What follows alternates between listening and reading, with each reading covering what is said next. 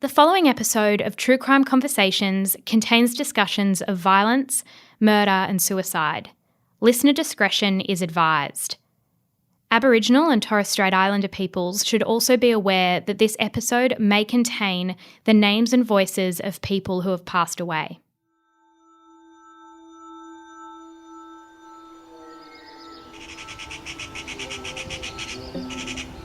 The sun is rising on the morning of Saturday, January 16, 1988, and light rain drizzles over Tamworth, a city in north-east New South Wales.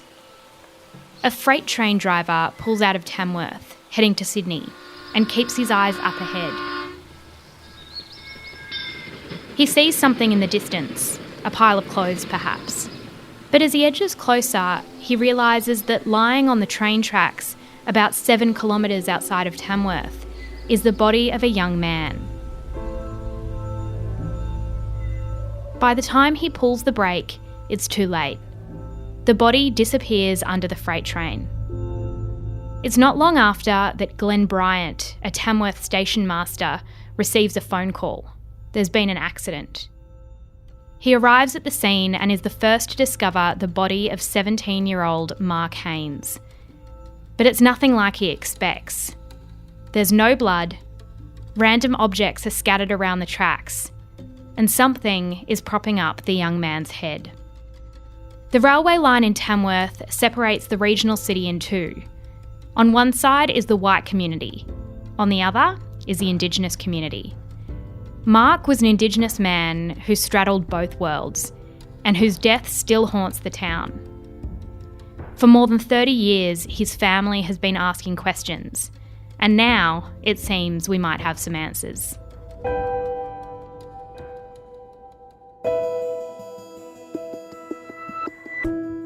I'm Jessie Stevens, and this is True Crime Conversations, a Mamma Mia podcast exploring the world's most notorious crimes by speaking to the people who know the most about them.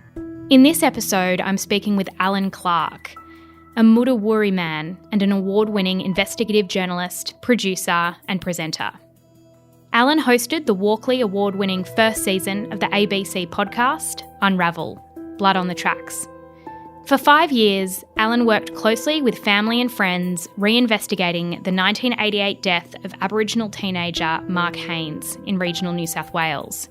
Allan's reporting probed deep enough for the case to be reopened and exposed the racial prejudices and inequalities peppered throughout the investigation into Mark's death.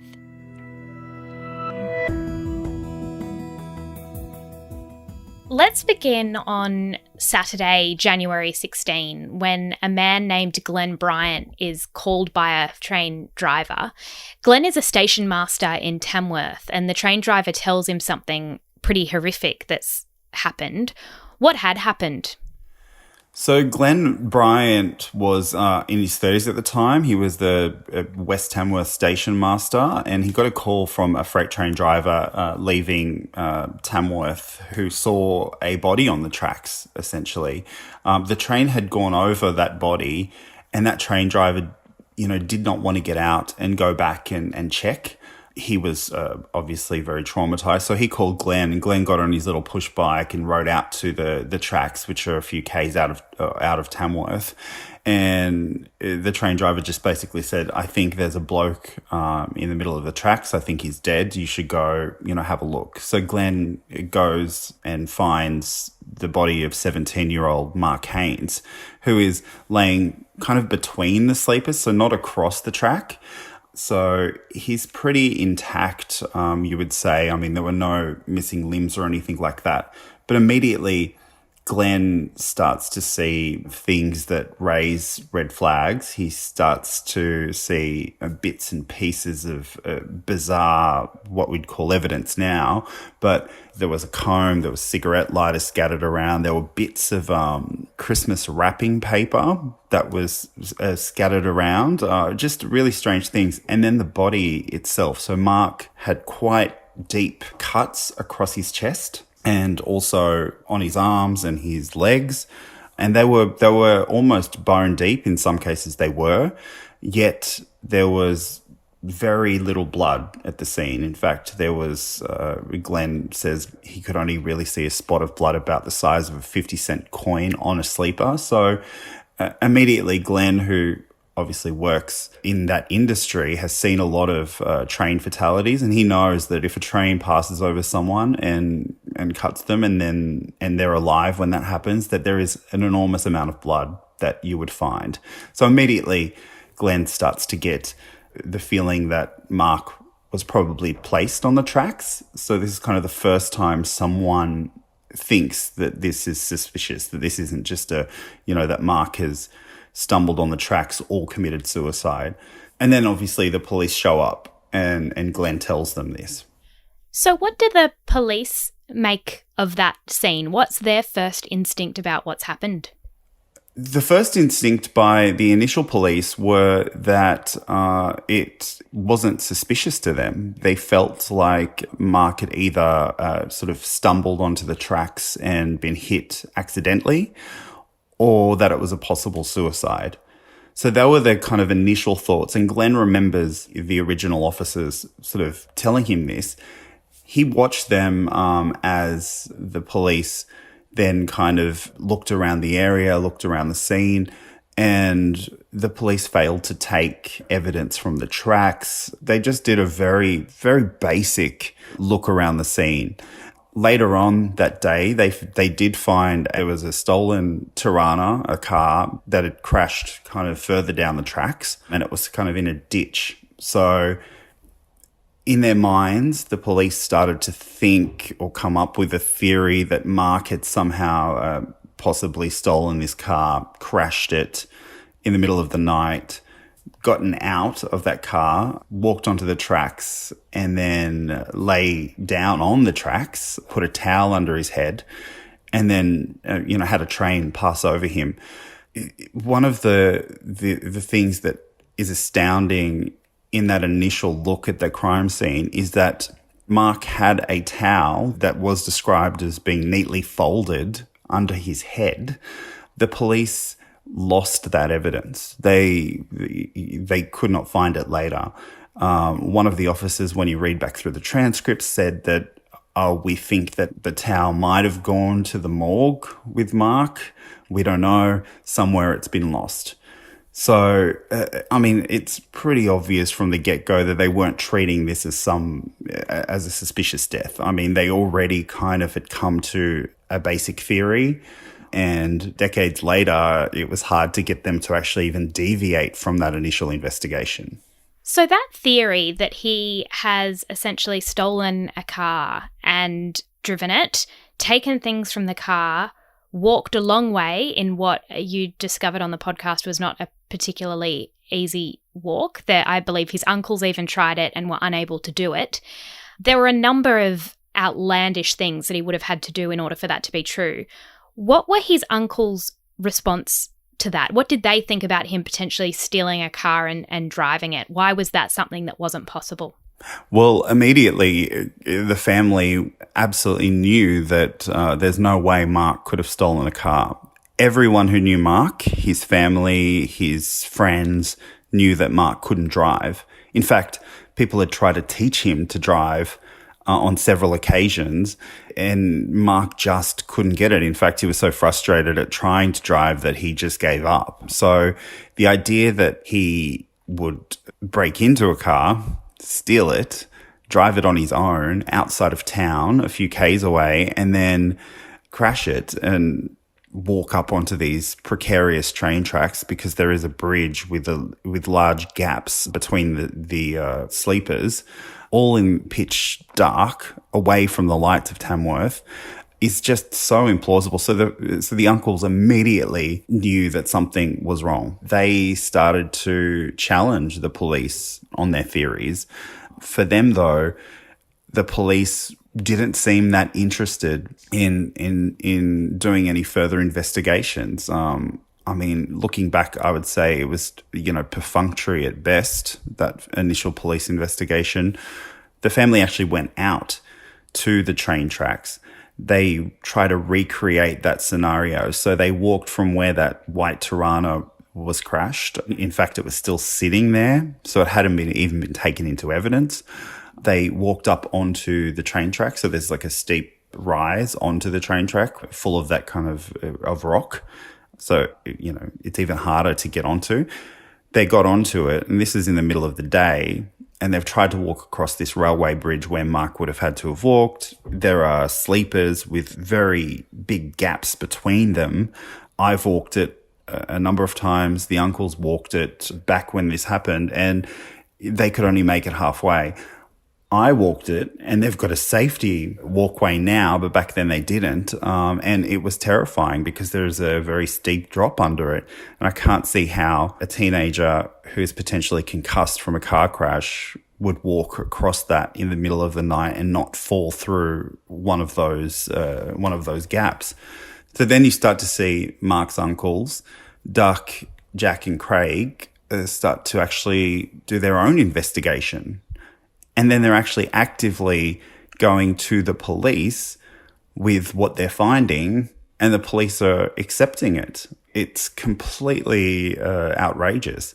They go to the side of Mark's body. They collect the evidence that's there. There's a black comb. There's a pink cigarette lighter. They collect various bits and pieces of potentially crucial evidence and take it to the police, who then take it into evidence and later on actually say that they found it themselves. So there's an incident where one of the police officers says at the coronial inquest into Mark's death that he found the pink cigarette lighter that was near Mark's body and took it into evidence. It's only when he's challenged by the family's legal team that he admits, actually the family brought it into the police station. So very early on, the family knew that this was not Mark. This was just not in his character. And so that is the start of this 3-decade-long journey to get some semblance of justice. And that's been led by by Mark's uncles. It was the first time I was able to get someone to take an interest in something that me and my family believed was terribly amiss. We have said, look, this is right out of character for our boy. This is Mark, obviously. Yeah. When was that taken? Well, I dare say that would have been taken 87 at Sister Barb and Arnie's house on Worrell Road. He shared the bedroom with my 2 eldest sons. He slept on the top bunk, and it was like, well, one of my own children were taken away.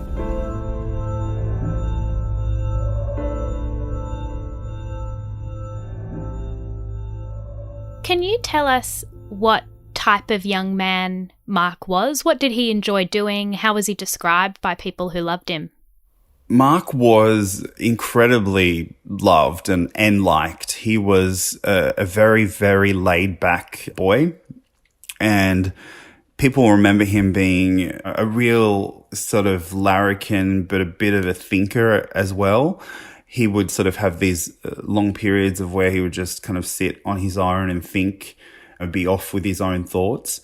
So he's very deep in that respect. His nickname was Stoney, and that's because sometimes he looked stoned because he would be sort of like off in his own world, thinking about life, thinking about the world. It's not that he was doing drugs. It's just that people thought, this boy is deep. And so he was really well loved. It's important to sort of look at Tamworth as a town that has always been racially divided. Mark lived literally on the other side of the train tracks where the Aboriginal community are. On the other side is the predominantly white community. Back then, Mark sort of was popular in both worlds. He had a lot of white mates. In fact, his best mate, Jason Warren, has sort of been with the family from the start in trying to get justice for Mark. And he was also really popular in the Aboriginal community there. So he kind of was able to walk between those two worlds, and not everyone could at that time. The racism within that town in the 80s was really in your face. So, he was a boy that had a really sort of bright and big future. He was very respectful of all of his elders. He At school, the teachers really liked him.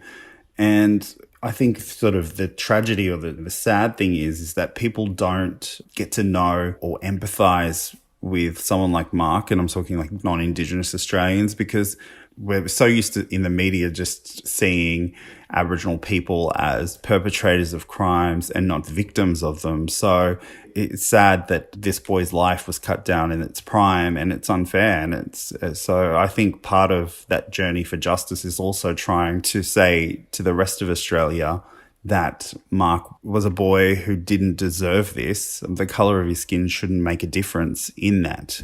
His family miss him terribly. His parents both passed without ever knowing what happened to Mark.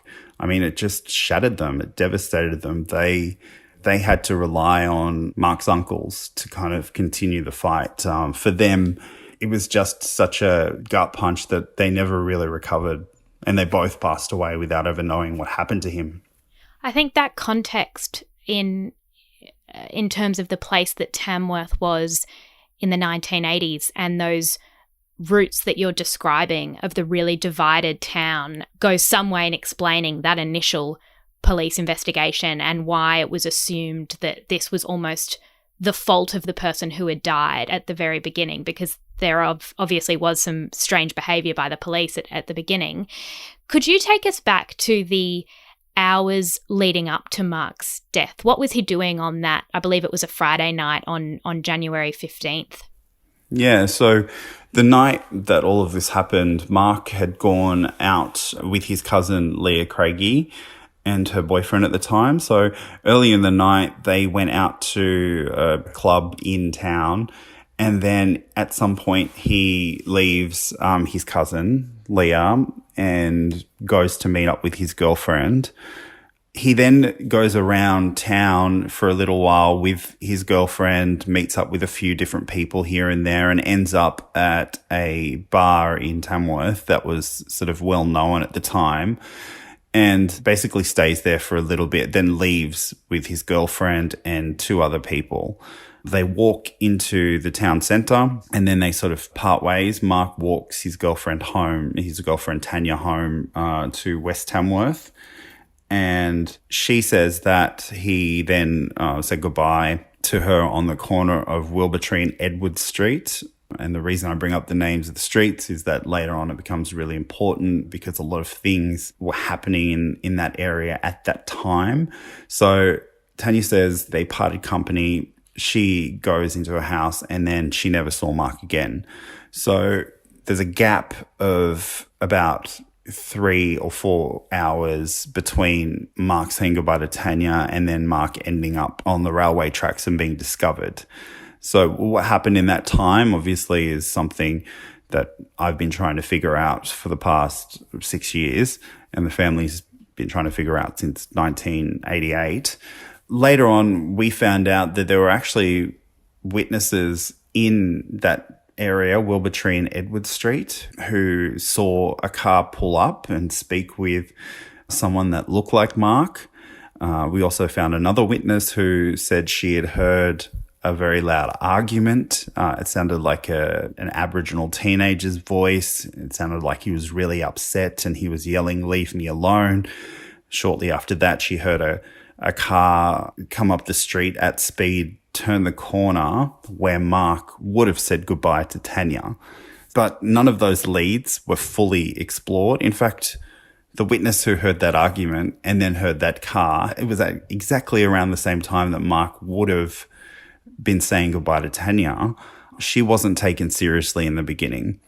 She, in fact, felt like the police were treating it as a joke. And she's a white woman in Tamworth, and she felt it was important to come forward.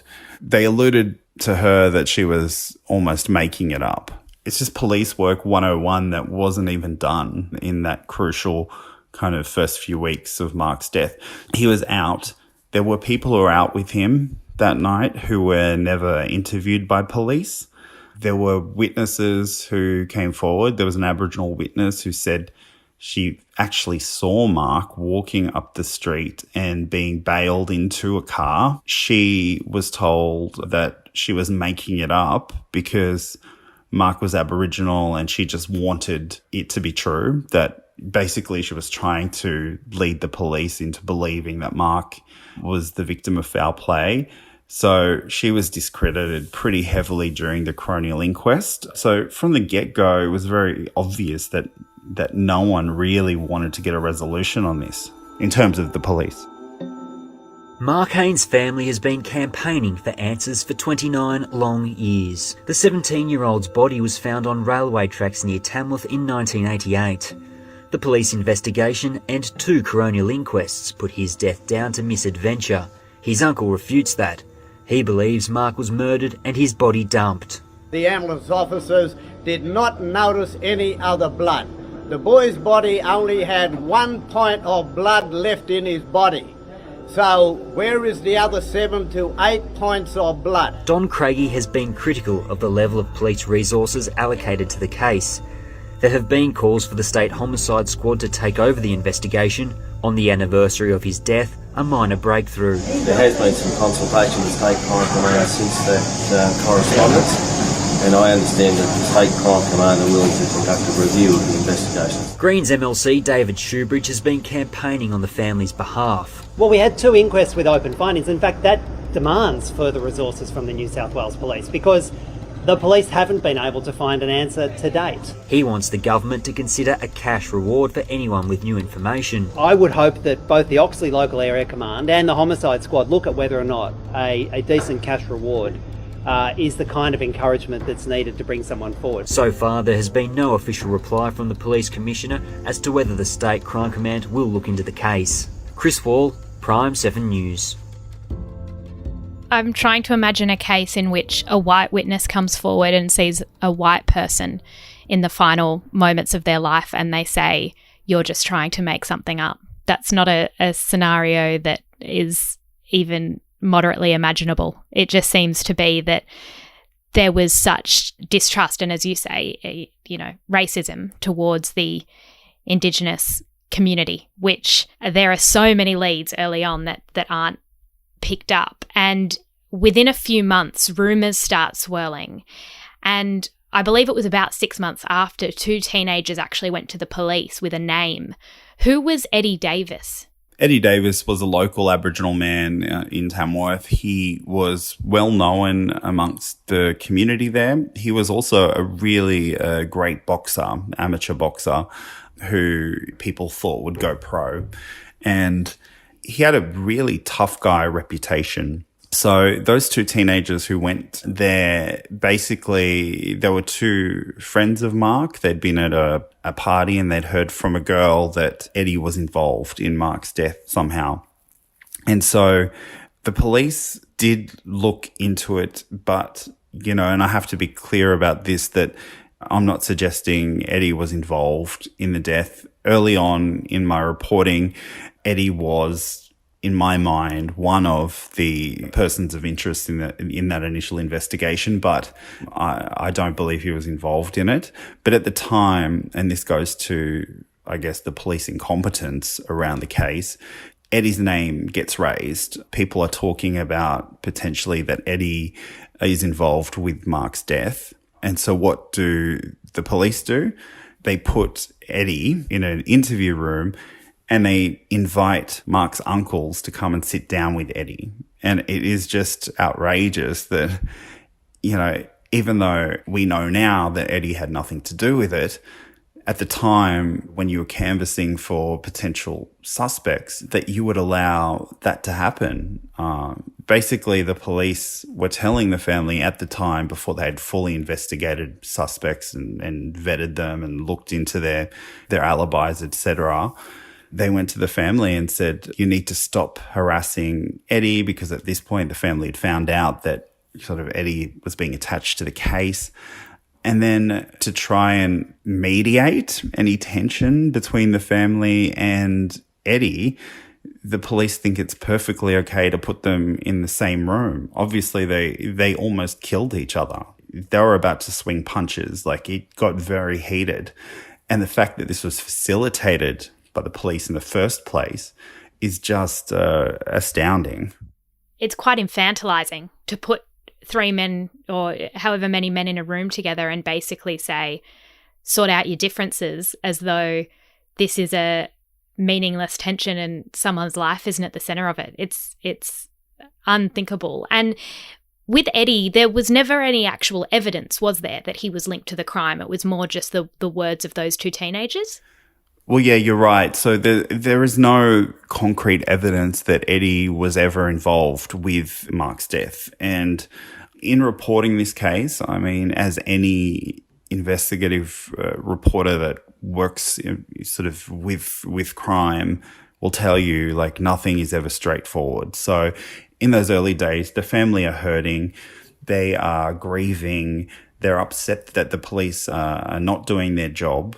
And so when the police get the tip that Eddie could potentially be involved, the family, who are not being supported by the police at all and allowed to do their own investigation, obviously then start to focus on Eddie, and particularly Uncle Duck, who's leading this kind of family investigation, starts to then look at Eddie, and he starts to get really upset that this man might be involved.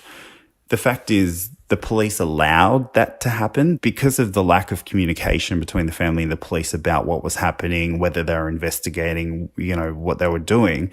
It basically allowed for a situation where an upset, grieving family were able to then look at someone who didn't have anything to do with the death and focus on him at that point. And so they did have some dust-ups.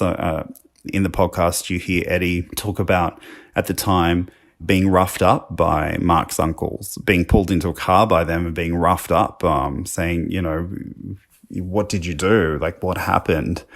And Eddie, even though obviously he's upset by it, says in the podcast he completely understands, because this is how Aboriginal people are treated by the police. They're desperate for answers. When there is one small kind of breakthrough in a case, you could say, they're going to jump on it. But basically the police had created a situation where there was a lot of tension within the Aboriginal community at that time. So people were turning on each other, and they were allowing that to happen. When you started reporting on Mark's death decades later, new leads started to emerge because people were hearing about this story in the media. One of those leads was thanks to a woman named Faye, whose son Terry had been a friend of Mark's. What did she tell you? Yeah, so after a few years of reporting, I got a message from Faye Suter, and she's lived in Tamworth her entire life. She told me that her son, Terry Suter, was a mate of Mark's, and that she believes that Terry was driving the car that night that was carrying Mark's body. Now, Terry killed himself on July 11th, 1988. So Mark had died in January. So about 7 months later, Terry took his own life. For Faye, she'd heard from her youngest son that on the night of Mark's death, he was woken in his bed by Terry, and then his older brother Terry takes him, into a car, and they go out to the train tracks. Terry tells his younger brother Mick to sort of stay back while he goes and does something. And remember, this is at night. So Mick stands back, but he's curious, and he kind of goes to have a look at what's happening, and he sees his brother Terry over the train tracks, tending to what looks like a sort of person on the tracks. And Mick, obviously being the younger brother, didn't know what was happening. Years later, he would positively say that Terry was out there doing something with Mark's body, and he thought he was actually trying to comfort Mark by putting a towel under Mark's head. We'll never get to ask Terry, because he did take his own life in July, and it was all very sudden. His indoor cricket team had won the final that night, and they were all at the pub celebrating. He said to his mum, "I'm going to go home. I'll see you at home later." And when she got home, basically he'd left a suicide note that said, "I love you all, but can't handle life. Love, Terry." And so Faye heard from her youngest son about that night. And then for years, it's kind of eaten away at her. And then she finally wanted to talk after I'd done some reporting on the case. So that's how I started to look down that road of whether or not Terry was involved in Mark's death. I don't think Terry was directly contributed to Mark's death, but I think that he was with people who made him drive the car that night. And Mark's best friend was a guy named Jason One, who you mentioned before. And you'd been investigating this case for a lot of years when he decided to disclose something to you. What did he tell you about a guy named Greg Jones? And that's not his real name. That's how you refer to him in your reporting and in the podcast. Yeah, so Jason was Mark's best friend. And then I'd been speaking with him for a few years, on and off. We were doing an interview with him for Australian Story, actually, when he came out with something that just it was like a bombshell, and he had been sitting on whether or not he should tell me. But basically it was in regards to someone called Greg Jones. That's not his real name. We can't use his real name for legal reasons, but Greg was a mate of Mark's and Jason's. They wouldn't say best mates. They'd say he was always kind of on the periphery of their friendship. So Greg's ex had come to Jason one night and was disturbed by something Greg had told her. Basically, Greg had gotten drunk and then confessed to her that he was actually out there on the night that Mark had died, and that he was the one who physically put Mark's body on the railway tracks. And I think at that moment when he said that, it's just unbelievable. That's when we started to look at Greg and talk to the police about potentially Greg's involvement. There was also another sort of part of that, which is that Greg had given details to his ex-partner that no one else really could have known at the time. So he had mentioned that there was a white box that had been placed on Mark's body. And if you go back now through the evidence, you'll see that the freight train driver initially had seen a white box on the tracks that morning. And, there were just too many things that, unless you're out there, you couldn't have known. So that was a huge revelation and bombshell in the investigation. Did Jason have any insight into what the motive might have been, or how this had happened? There's several theories about potentially what happened. Even I, at this point, am still not sure about the motive. Jason thinks, and I'm think along these lines as well now, looking back at everything. I don't think it was premeditated. I don't think someone set out on that night to murder Mark. I do think there was an accident at some point and Mark has died. And in a panic, these group of people have taken his body and put it on the train tracks to try and make it look like it was some kind of accident, or that Mark had walked out there alone. But the fact is that Mark was probably alive when he was placed on the tracks. So in a way, by them trying to cover this up, they in fact actually killed him, because if he was taken to the hospital, there is a chance that he could have been saved, because the cause of death ultimately was a subdural hemorrhage, which is basically bleeding on your brain. Now, you can be saved from that if you are taken to the hospital early enough. But as time goes on, it becomes a death sentence, really. So when Mark was on that track, he potentially had this subdural hemorrhage that killed him before the train ran him over. So as the train's run him over, he's dead already. That's why there's no blood at the scene. And how likely is it in the train theory, which is what the police initially had, that kind of injury, the subdural hemorrhage, is there any chance that could have been caused by being hit by a train, or is there pretty compelling forensic evidence that would have been sustained before the train? There is compelling evidence that this injury was sustained before the train. I spoke with Sydney forensic pathologist Professor Johan de Flue. He is one of Australia's most respected forensic pathologists. I got him to look back over Mark's autopsy reports. I got him to sort of pore over the coronial inquest transcripts. And he told me flat out that it would be extremely unlikely for that subdural hemorrhage to have been caused by a train running him over. It's also pretty unlikely that Mark dying in a car crash would have caused that subdural hemorrhage as well. So going by that evidence and in consultation with Dr. DeFleu, he did say that it's more likely that Mark was struck on the head at some point, had basically a subdural hemorrhage or hematoma is when your head suffers from a very sudden blow. So you see it a lot in one-punch victims, people who fall and hit their head on the concrete. Basically, then the blood starts to build up, on your brain and put pressure on your brain. So I'm absolutely sure that Mark sustained that injury before getting to the train tracks.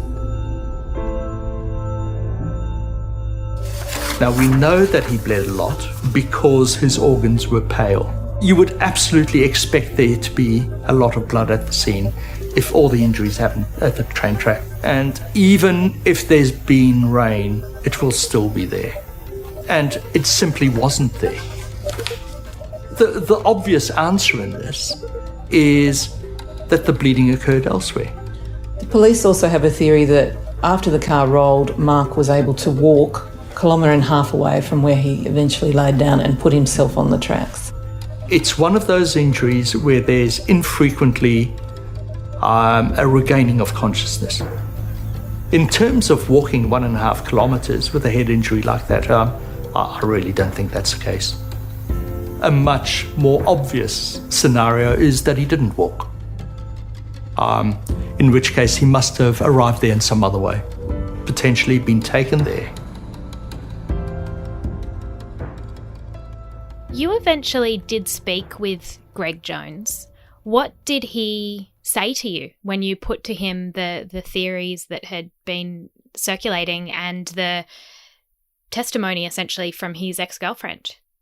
Look, Greg was very calm throughout the interview, although he was also very cold in a way. And I mean, that's no indication of whether he is guilty or not. But I found it odd that he was meant to be one of Mark's mates, but found it hard pressed to share any, funny anecdotes or just personal things that you would share about your best mates. When I did put the questions to him, he unequivocally denies ever having any involvement in Mark's death.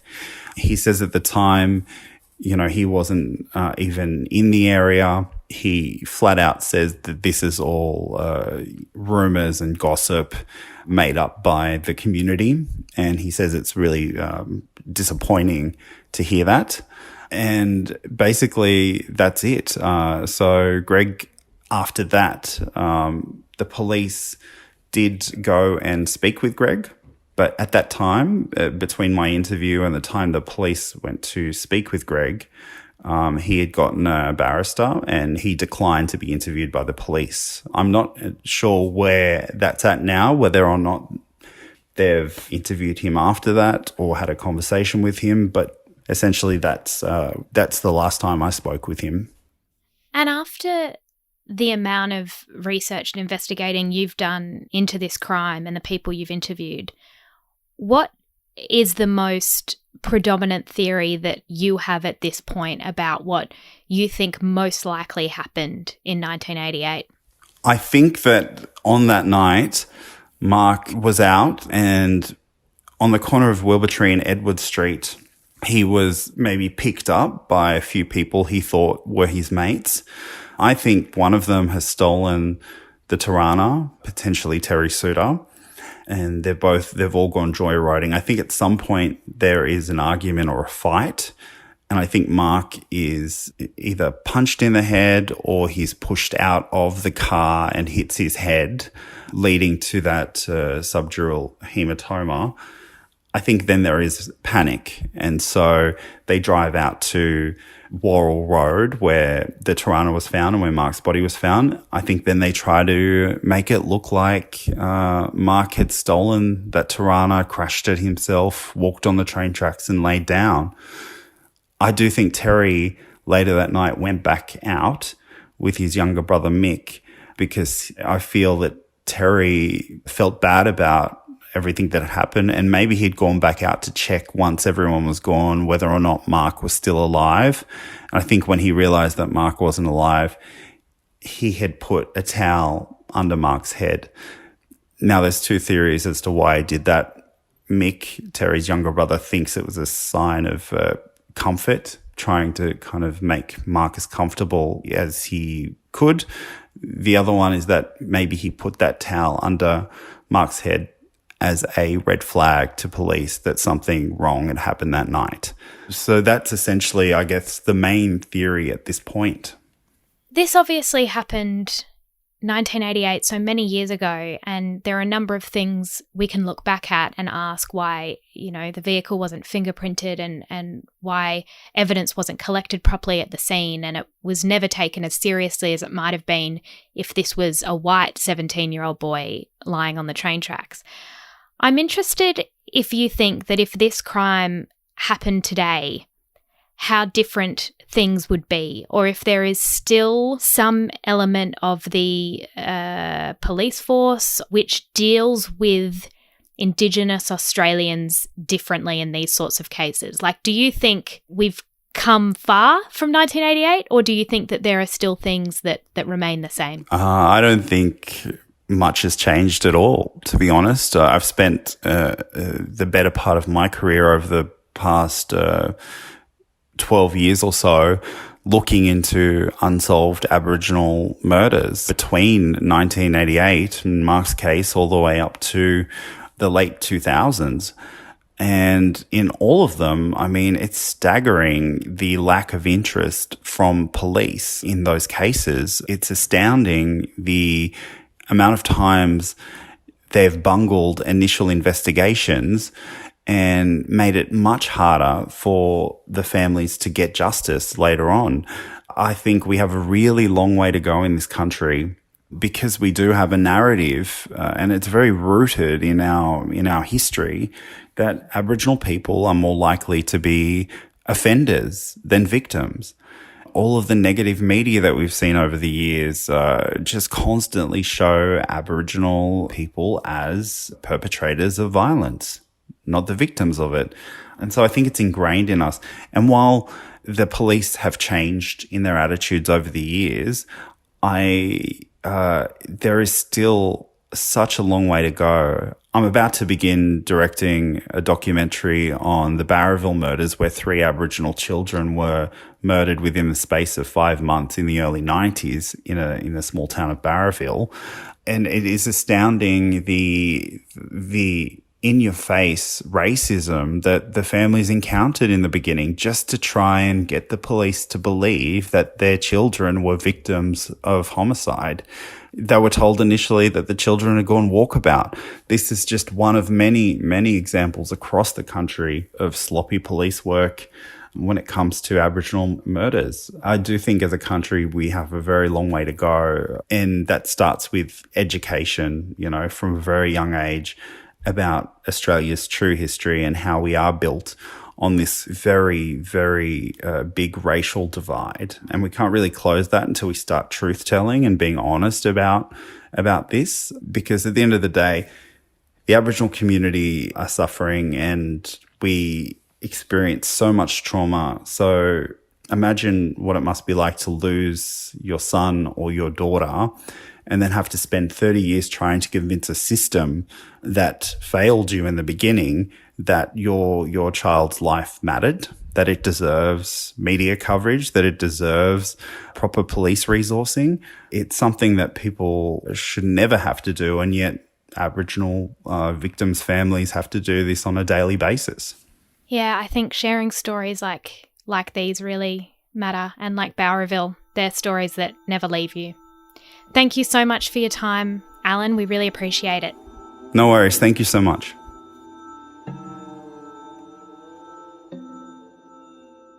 The family's out here because they've been carrying the burden for far too long by themselves. No family should have to put up their own money as a reward to solve the murder of their son or of their nephew. And it's about time the state government actually stood up and put the state's money at risk, not the family's money. It's been a long time. It's a trying time. And virtually hardly a day would go by that, you know, someone would not mention Mark's name.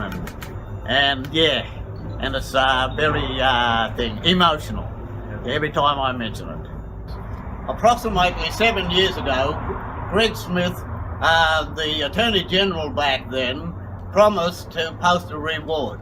Now, that did not eventuate. He reneged on that. So, in other words, they didn't give a stuff about our boy. They didn't worry about him for 29 and a half years. And what we are here today for is to say to the state government and the Tamworth Local Command and New South Wales Police, the Attorney General, that, you know, this isn't right. You know, it's abominable that families have to go out of their own way to investigate what they believe is very serious crimes. The forensic pathologist has said that the boy was more than likely dead before he was placed on railway tracks. Lose faith, because the truth will come out and they would be embarrassed by the truth. Thank you.